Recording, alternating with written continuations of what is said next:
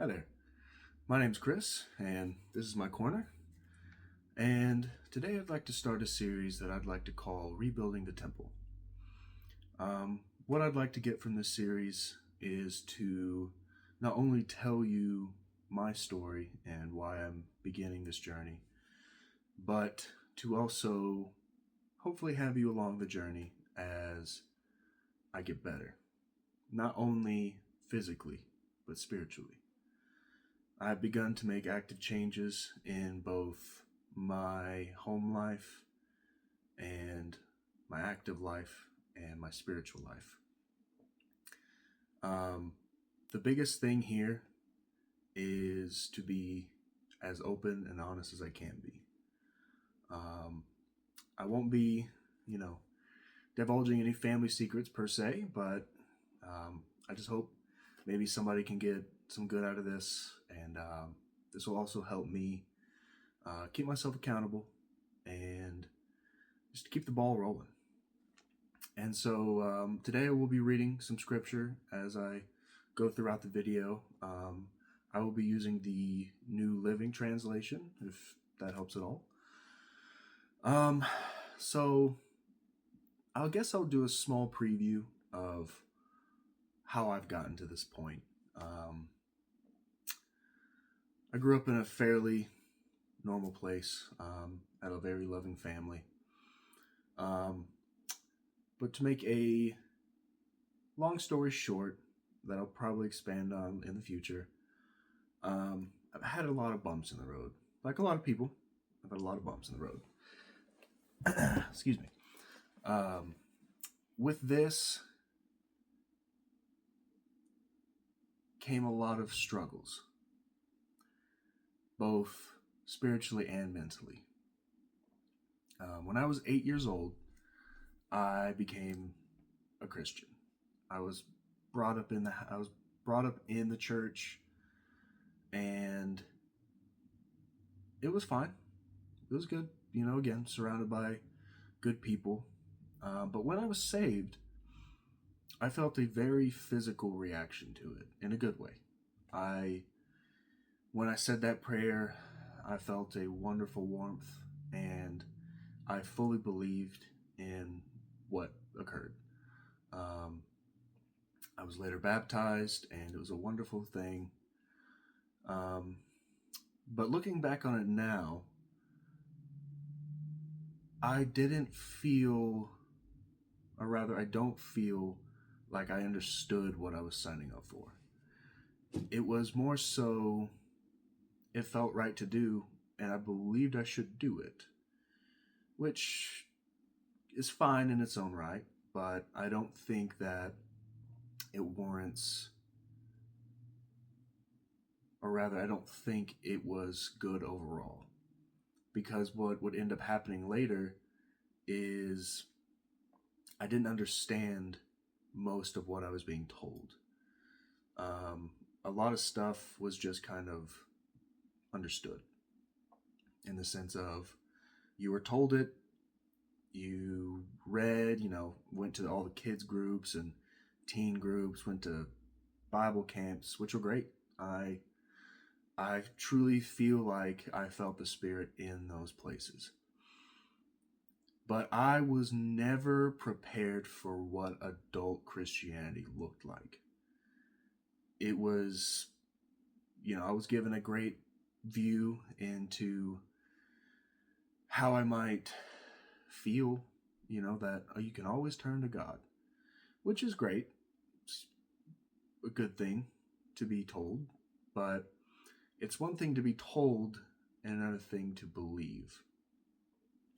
And especially as a teenager, I had a lot of anger at situations that happened in my life that I won't quite get into yet, but it was a lot of home trouble, and a lot of self-image issues that followed me for a very long time up until recently. All I can say is from that, I became very bitter, and I found myself in a very, very precarious situation. I had a friend who was also my neighbor, And he grew up in a more Roman Catholic situation. I was raised Baptist. Um, but one day, seemingly out of nowhere, he became a militant atheist. And at first, I was fine with it. It was, you believe what you believe, I believe what I believe. But he began asking very deep questions that I had no answers to. I had no footing. I was constantly on the back foot, just trying to figure anything out on the fly, which, if you've ever tried to do that without the proper knowledge, is a very debilitating state. And by doing so, I found myself degrading very slowly over time of, do I really believe what I believe? Is this a sham? Was I just misled? And that took me to a very dark place. Again, I was already dealing with a lot of anger issues, and for that to be thrown into the fire as well, just, man, rocked me. It rocked my entire world. But by doing that, I kind of call it a broken bone situation, where if you break a bone, it will usually fuse back and become a little stronger, depending on the severity of the break. But that break was a very painful one, and it lasted for, I would say, about 2 years. I was agnostic. I never quite got to atheist because it didn't make sense to me. I believed that there was something out there, but I didn't know if it was the God that I was told about my whole life. And so I do what a lot of rebellious teens, especially coming from Christian households, do. I went the exact opposite direction. I didn't care about anything. I just did what I wanted to do. If it was a girl, fine. I'll go out with her, do whatever I want with her. That later escalated into minor drug use. I don't know if I can say drug use. Anyway, it went bad. But at one point, I decided that no, I believe that this is the direction I was meant to go. The God of the Bible and the Bible itself made the most sense out of the reality that I was living in. That being said, just because you find out that what you were taught is true in your mind, that does not mean you are going to act it out. I got into quite a bit of trouble. Again, I won't go into too many details, but it does involve the police. Not anything crazy. I wasn't in jail for years or months even, or weeks even. It was something that was meant to be a wake-up call, I believe. I believe God intended it to be a wake-up call, but I didn't want to listen. I was too busy trying to drown my sorrows, not seeking the right path at all, and just trying to fill the God-shaped hole with anything else. And so I'd like to go to Romans 8, verse 14, right in the middle. And it says, "The trouble is with me, for I'm all too human, a slave to sin. I don't really understand myself, for I want to do what is right, but I don't do it. Instead, I do what I hate." And that was 1,000% me. I knew every morning when I woke up, sick as can be, completely drained of energy, I knew that that was not correct. I knew that there was a much better life for me out there, but I didn't think I deserved it. Well, I didn't think I deserved it, but it was also, could I even do it? I didn't believe in myself for anything, because when I did well in something in the past, I ended up failing, which I should have known. It wasn't really explained to me very well, but failing is a part of success. Nobody is perfect the first time. But it was the level of failure that I experienced, I think, is what rocked me the way it did. And so I just kept spiraling. And years passed, and whenever things would get better, I'd make sure they get worse. 90% of it was subconscious. It was, oh, this is too good to be true. Let me throw this away. Whatever it is, relationships. God gave me many gifts when it came to friendship and relationships and opportunities. I was too blind. I was unable to see those at the time. And so I threw them away. But if you'll excuse me, I do have some notes here that I would like to peruse a bit.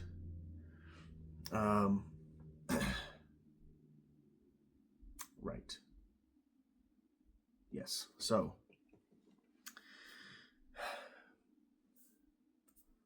with that, I would like to turn now to John 5, verse 6. Because this comes to the heart of the situation. It starts off, or I apologize, John 5, verse 3. It says, the crowds of sick people, blind, lame, or paralyzed, lay on the porches. One of the men lying there had been sick for 38 years. When Jesus saw him and knew he had been ill for a long time, he asked him, would you like to get well? Now, for a passerby, the answer is obvious. Of course. I've been lame for 38 years. I've been in a rut. I have not been able to live life this whole time. Of course, Jesus, why wouldn't I want to be healed? But that question is a question that we have to ask every time. Anytime we fall into a rut, anytime that we maybe have addictions or habits that we know are not good for us, we have to answer that. Do you want to get better? Because we can get comfortable in our darkness. I have. For most of my life, I've sought comfort. Why? Because it's something I knew would make me feel good in the moment, even though I had full knowledge of what the next day would bring. Complete disappointment, sadness, who knows what, regret, complete regret. But that sort of leads to today, which is I finally answered yes. God let me wallow in my despair. Not because he hated me, not because he didn't want me to be better, but because I kept saying no. No, God, I don't want to get better. No, God, I don't want to be healthier. I don't want to be free of addictions. I want to stay in my hole because it's the most comfortable jail cell I've ever been in. And it's a very curious thing why we do that as humans.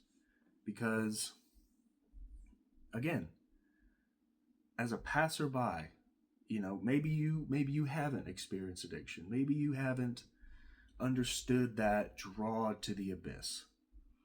Maybe you've said it in your car when you see somebody on the side of the road, or maybe you've seen a video of somebody that's just out of their mind on drugs, alcohol, and you say, why would they do that to themselves?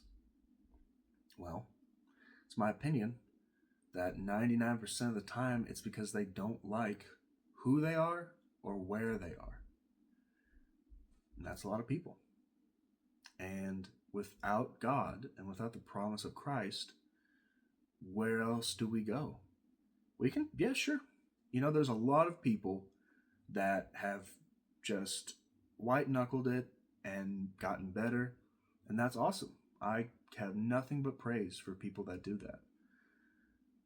But a lot of people are not like that.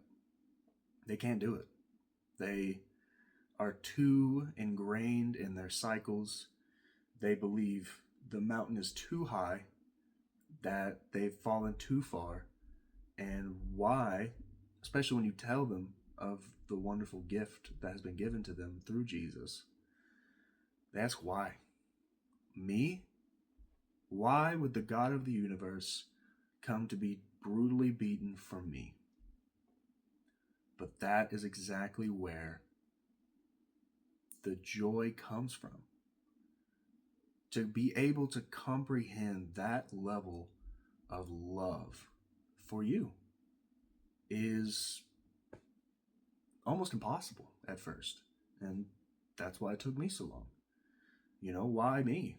I've spat in the face of God when I am almost certain that he was talking directly to me, and I said, no, I'm not going to do it. And so I just want to move on to, let me see here. Sorry, guys. That's right. I have here 2 Corinthians verse 9, which says, "So now I am glad to boast about my weaknesses, so that the power of Christ can work through me. That's why I take pleasure in my weakness and in the insults, hardships, persecutions, and troubles that I suffer for Christ. For when I am weak, then I am strong." Now, with that in mind, why should we rejoice in weakness? Because that is exactly when we can look straight up and say, God, I can't do it. It's not for me. I've tried on my own. I've done everything I possibly can to make it out of this depth. But I can't. And the beauty of that is that's exactly when God works his best work. Because he can take somebody like me, somebody like you, and say, I have forgotten it all. Every single act that you have said against me, as long as you believe in me, as long as you trust me, all is forgiven. You are made white as wool. And that is what I'm staking on, or rather, that's what I'm staking this journey on today. And for the rest of my life, God willing. That is the promise that I want to keep. Because what else is there to do? I've tried. I'm 29 now, which is scary. But I've tried all of my life to do it on my own. And my prayer, which I'm thankful for, when I turn 29 is, by the time I turn 30, God, I want to be a completely different man. And so here I am. So we'll see. I hope to see you on the journey. If you have any advice or any questions about me, or just want somebody to talk to, leave a comment. Do what you got to do. Send me a message if you want. And I'd love to talk to you. I hope you have a wonderful and blessed day. And I'll see y'all real soon.